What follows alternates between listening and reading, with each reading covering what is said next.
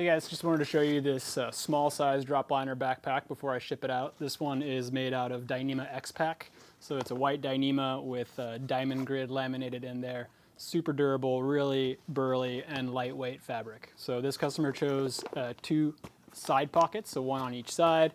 And instead of using stretch webbing, because I find that that's the first thing to wear out, I use the same type of hardware that's on the bottom of these shoulder harness straps to allow the user to loosen or tighten these side pockets. So you can put a Nalgene in here, similar size things, and there's drain slits on either side here for water to be able to drain out of these exterior side pockets.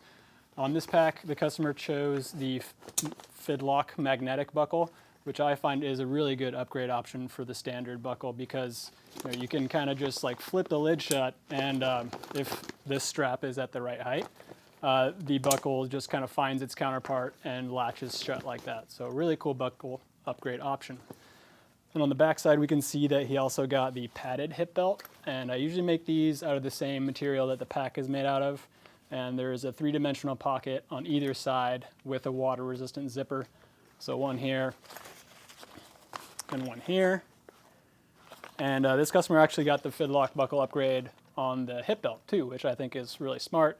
And it's just easy to get on and off, and they're just fun to use, honestly.